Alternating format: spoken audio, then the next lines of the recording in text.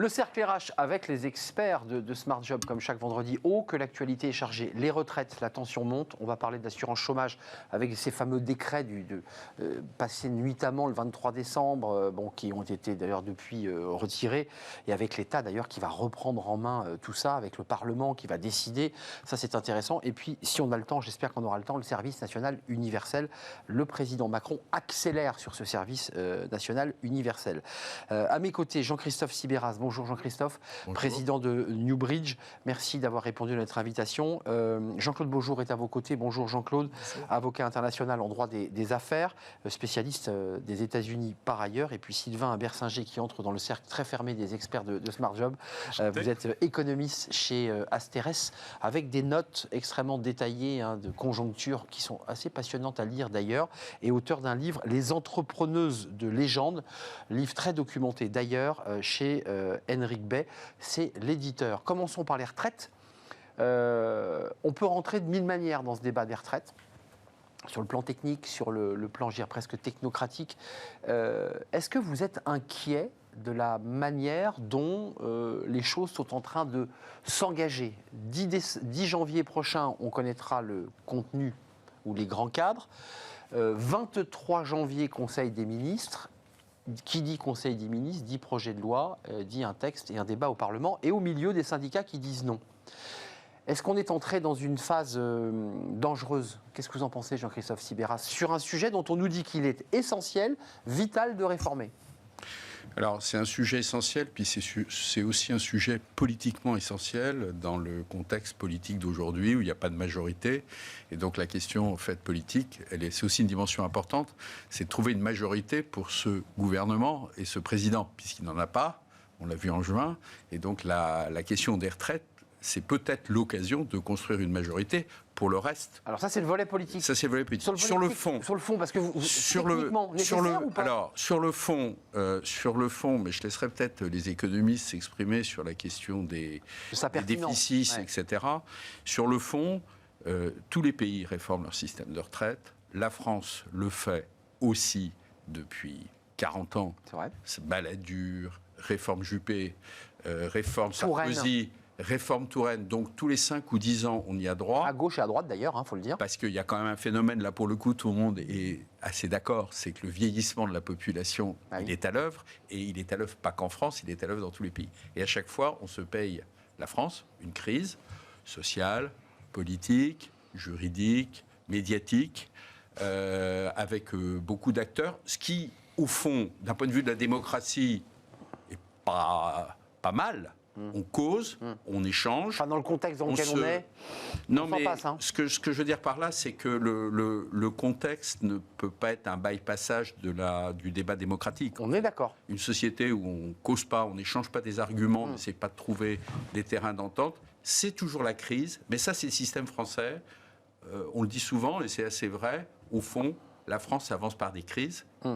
Pas de manière continue et régulière, c'est des crises, et quand même ça avance. Cette petite phrase d'Emmanuel Macron pour Sylvain Bersinger, Jean-Claude Beaujour, quand même, il faut le préciser, parce qu'il y a eu ce long 19 minutes vœux du président Macron qui ont été soulignés, les plus longs vœux de la 5e. Regardez ce que dit le président, il nous faut travailler davantage, c'est le sens même de la réforme de l'assurance chômage qui a été portée par le gouvernement et votée par le Parlement. Vous avez vu, j'y mets l'assurance chômage dedans, parce qu'il y a le mot travail, et tout ça s'imbrique. On voit bien que dans la réforme des retraites, s'imbrique aussi la réforme de l'assurance chômage et que les deux sont liés.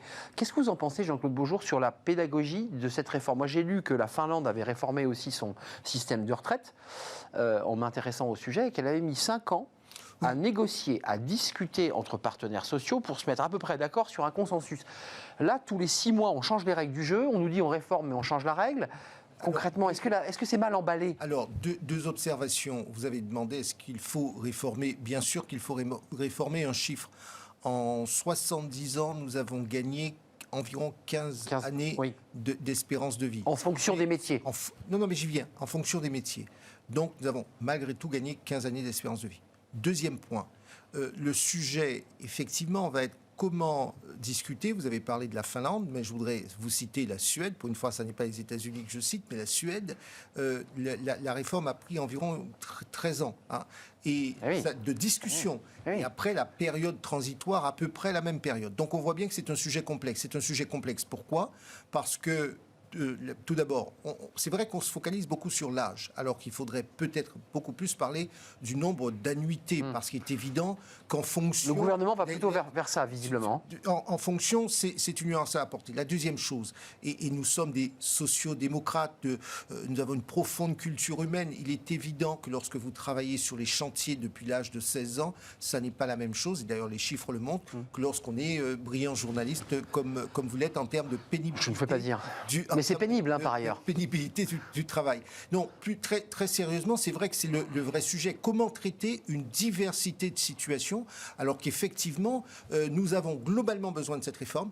Le gros sujet, c'est le traitement de la diversité de toutes ces situations qui sont humainement différentes. Et la pédagogie, côté économiste, qu'est-ce que vous en pensez de ce ton qui monte et dont on nous dit qu'il va être explosif dans les jours qui viennent, puisque les syndicats sont tous unis? Alors, je suis tout à fait d'accord avec ce qui vient d'être dit.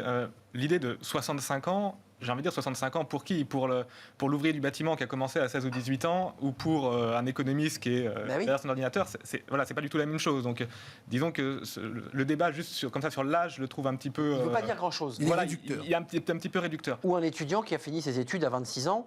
Voilà, médecine, par exemple. Ou médecine, et qu'on met 43 annuités, on voit bien que 65, ça ne veut rien dire. Voilà, je trouve que se focaliser juste sur l'âge, c'est peut-être pas le meilleur critère. Moi, il y a un point sur la phrase du président, mais d'une manière générale, que je trouve on n'aborde pas assez, c'est celui de la productivité. Parce qu'on parle de travailler plus, mais il y a aussi une question très importante qui est de travailler mieux.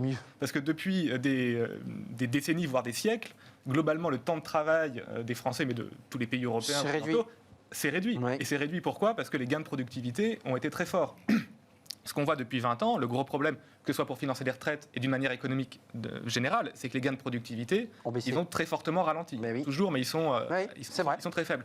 Et je trouve qu'en fait, ce sujet-là, il est clé pour les retraites et pour beaucoup d'autres sujets économiques. Et j'ai envie de dire, on n'en parle pas. On parle toujours de travailler plus ou travailler moins. Et en plus, la productivité, on aimerait tous plus de productivité. Et ça ne se décrète pas. Il n'y a pas de baguette magique pour dire on va être plus productif. On sait qu'il y a des pistes, l'innovation et autres. Mais en plus, je pense... La tech, les robots... Je pense que essayer de se focaliser sur comment on peut collectivement gagner en productivité, c'est en plus un sujet sur lequel politiquement, je pense, la gauche et la droite peuvent se retrouver. Je suis assez d'accord. Autant la valeur travail, ça, politiquement, c'est très marquant. La droite parle plus de la valeur travail, la gauche n'a pas la même approche philosophique. Mais je pense que tout le monde est plutôt d'accord pour dire que si on peut travailler mieux, de manière moins pénible, et produire plus en travaillant moins parce qu'on est plus efficace avec de meilleures machines, de meilleures formations, je pense que politiquement, ça peut être un sujet de consensus. Mais je m'autorise à faire la transition avec la phrase du président qui parle de l'assurance chômage et des retraites, parce qu'il y a quand même ce lien avec les seniors, qui est un autre sujet dont on ne parle pas, parce qu'un senior sur deux à 60 ans arrive, il est demandeur d'emploi, et donc globalement c'est compliqué. Il y a quand même ce recul du gouvernement avec ce décret du 23 où il avait été évoqué la possibilité de réduire de 40% la durée d'indemnisation dès lors que le chômage passait sous la barre des 6, c'est-à-dire qu'on atteignait la notion de plein emploi qui est située à 5,5. Je parle sous le contrôle d'un économiste, mais c'est ça l'idée. On ne sait pas trop, mais grosso modo, c'est ce qu'on dit. Voilà. Concrètement, on va vers quoi, là, dans la manière dont les Français vont regarder le travail? Parce que c'est la question que pose le président. Il dit, il faut travailler plus, il faut relever les manches, il faut prendre les emplois vacants, parce que globalement, vous ne les prenez pas suffisamment. Il prend le sujet du bon côté, là? Je dirais presque d'un point de vue presque philosophique, quoi. Il se passe qu'en France, quand les salariés sont seniors, âgés, ils partent où on les fait souvent, partir. où on les fait partir avant l'âge de la retraite. Avant l'âge où ils peuvent liquider leur droit à la retraite. En principe 62, enfin ça dépend. Et il y a des dispositifs légaux qui le permettent. Il se trouve que effectivement, pour des raisons qu'on pourrait dire conjuguées entre d'un côté les entreprises et de l'autre côté les salariés, il y a des moments où les boîtes se disent est-ce que tu veux pas partir un peu plus tôt? Avec 3 ans d'assurance chômage à plus de 55 ans. Ça fait le relais. 62 moins 3 ans, ça fait 59. Donc tiens, tu as 59. On est peut-être en train d'alléger un peu les effectifs, conjoncture qui n'est pas très bonne. Est-ce qu'il n'y aurait pas un deal? Les grosses boîtes sont très surveillées, donc en général, le gouvernement leur dit, faites pas ça, gardez les mecs chez vous, peut-être dispenser-les d'activité, mais au moins vous les payez. C'est grave ce qu'on dit là. Mais par contre, mettez-les au placard, ils dorment tranquilles. Mais par contre, les entreprises moins importantes, c'est vrai que le niveau d'assurance chômage, parce qu'on a un système d'assurance chômage qui est cher, mais très bon en termes de revenus de remplacement par rapport à d'autres pays, c'est jamais parfait, fait que ça peut être considéré comme une solution attractive. Et donc, effectivement, il y a un lien. Parce que c'est une sorte de pré-retraite chômage qui s'est installée en France. C'est pour ça que j'évoque ça. Et du coup, les deux réformes en même temps, ça a un sens. Ça a un sens. Donc, vous les soutenez, ces réformes, j'entends votre discours. Qu'est-ce que vous en pensez? Parce qu'elles sont intimement liées, quand même, ces réformes. Elles sont intimement liées, mais là encore, pour moi, le schéma n'est pas aussi simple que cela. On oublie de dire, et pardonnez-moi, il y a deux mots qui m'ont profondément choqué, salariés âgés. Et vous avez dit, on les garde, mais je sais que c'est ce qui se pratique, parce que c'est un mot choquant. J'essaie de dire ce qui se passe. Voilà, non, d'accord. On se connaît. Oui, j'entends bien, mais ce mot est choquant, je suis d'accord. Justement, c'est là où, pour moi, le vrai travail, la pédagogie, on ne peut pas dire d'un côté, on va réformer et tout ce que techniquement cela suppose, et de l'autre côté, ne pas traiter ou ne pas prendre en considération le fait qu'aujourd'hui, vous avez effectivement cette situation qui est incroyable. À 45 ans, on commence à vous expliquer, tu sais, ton avenir est limité dans l'entreprise. Quand j'entends dire... il y a un entretien obligatoire des DRH quand on a 45 salarié, ans. Non, mais moi je trouve ça, et vous connaissez ma position là-dessus, je trouve que dire un salarié âgé, alors que précisément l'espérance de vie est de 80 ou 85 ans, qu'on soit homme ou femme, quand on dit à quelqu'un de 55 ans vous êtes âgé, et qu'on vient dans le même temps dire on va réformer les retraites, c'est un peu incohérent. Là, il y a une incohérence. En outre, moi je rencontre énormément de mes clients qui sont pour un certain nombre des dirigeants d'entreprise, des cadres dirigeants, secteur public ou secteur privé, parfois des cadres supérieurs, qui sont en souffrance. Parce qu'effectivement, à partir de 45 ans, on commence à être sur la pente glissante, et là, à 50 ans, il y en a qui ont dit « reste chez toi ». J'ajoute que dans certains métiers, c'est un vrai sujet, et comment ne pas aborder l'accompagnement dans la carrière? C'est pour ça que je me refuse au mot « senior ». Je ne sais pas ce que c'est que les seniors. Pourtant, tout le monde l'utilise. Vous connaissez mon point de vue. Je suis pour les gens qui sont expérimentés, et je suis sur ce vrai travail de l'accompagnement tout au long de la carrière. Sylvain Bersinger, vous en pensez quoi? On a lié les deux, vous avez vu, pour faire cette transition, mais qui n'est pas artificielle. Il y a l'idée d'aller vers France Travail, qui va accompagner les salariés vers la formation et leur permettre d'accéder à des emplois qui leur correspondent. Et on a au même moment un allongement de la durée de cotisation. Je pense que c'est plutôt la piste vers laquelle le gouvernement veut aller, pour des raisons politiques. Les deux sont intimement liés? Alors, je ne sais pas trop, je ne suis pas dans les petits papiers du gouvernement. À quoi joue le gouvernement? Ça, c'est intéressant. Sur la réforme dont vous avez parlé, qui a été abandonnée, de dire en dessous de 6% de taux de chômage, on baisse les durées de cotisation. Ah oui, le bonus-malus. Déjà, 6% de taux de chômage, j'aimerais bien qu'on y arrive en France. Je trouve que c'est un petit peu... Il remonte le chômage, là. Oui, alors, là, il remonte légèrement. Alors là, on est à 7 et des poussières. On est en gros sur un plus bas depuis une trentaine d'années. Hein. On est au bas, là. Voilà, on est au bas, avec une conjoncture qui est quand même assez dégradée. Très franchement, je pense que 6%, de toute façon, c'était un petit peu... C'est un doux rêve. Oui, enfin, on aimerait bien, mais je ne comprends pas trop cette idée de dire si on arrive en dessous de 6%, voilà ce qui se passe, puisque de toute façon, il est peu probable, malheureusement, qu'on arrive en dessous de 6%. Oui, puis avec les défaillances qu'on entend, là, les entreprises qui battent de l'aile, on a plutôt le sentiment que ça peut remonter. Oui, alors, le 2022 a été très bon sur le marché de l'emploi. Rien à dire. Mais effectivement, sur la 2023, on sent que ça va être un peu plus compliqué. Mais avant de nous quitter, vous l'avez bien vu, on n'aura pas le temps de parler du service national universel. Je voudrais vous entendre quand même sur... On est dans des débats techniques, finalement, avec allongement de la durée de vie, des salariés qu'on libère trop tôt. Le contexte est quand même pas bon pour faire ce genre de réforme. Alors vous allez me dire, Jean-Christophe, c'est jamais le bon moment de faire une réforme des retraites. Je le concède, mais là quand même, on est dans une inflation qu'on nous annonce encore montante jusqu'en mars à minimum, dans un contexte de tension internationale. C'est bien le bon moment, comme ça, de remettre le pays comme ça dans la rue? Oui, effectivement. Qui soulignait l'importance d'une démocratie vivante. Il n'y a jamais de bon moment. Le facteur temps dans une discussion, c'est toujours... Aujourd'hui, tout le monde dit que ça va être à l'été 2023, mais peut-être que dans les discussions, il peut y avoir des curseurs sur les moments qui peuvent jouer. Là, avant de rentrer dans la phase chaude, si je puis dire, à partir du 10 janvier, ça va être très chaud. Oui, là, ça va être chaud. Tout le monde monte ses muscles, si je puis dire. Et chacun fait des efforts. C'est normal, c'est le théâtre, la théâtrologie à la française, ou la commedia della française. Du mouvement social. On affiche des positions dures et fermes. Après, on l'a vu sur le décret assurance chômage, plutôt le projet de décret. Projet de décret, puisqu'il était retiré. Où on l'a vu sur le débat 65-64 trimestres, on voit bien qu'il y a des curseurs qui jouent. Les LR donnent un peu aussi leur musique. L'idée, c'est d'aller chercher les 60 LR. On a envie d'avoir notre mot à dire là-dedans et de mettre notre grain de sel. Donc, ce qu'on voit bien, c'est que... les LR qui militaient pour la retraite à 65, il faut le rappeler. Mais c'est comme toujours, mais c'est comme toute négociation, et là, c'est pas que le monde politique, même en entreprise, ça se passe aussi comme ça. Avant de démarrer une négociation, ou de moment le monde... On monte un peu les muscles. On monte un peu les muscles, et après, on fait jouer les curseurs. Je voulais pas vous poser la question, mais il nous reste que 2 minutes, mais on parle d'équité, mais il n'y a pas d'équité dans la réforme qui sera proposée, si j'ai bien entendu les premières sorties. Il n'y a pas de réforme fondamentale des régimes spéciaux, Jean-Claude Beaujour. Enfin, je veux dire, on est dans une réforme un peu étrange. Puis il y aura encore la clause du grand-père, là, qui va permettre que dans 43 ans, on bénéficie de la réforme. Enfin, c'est pas une réforme profonde, en plus.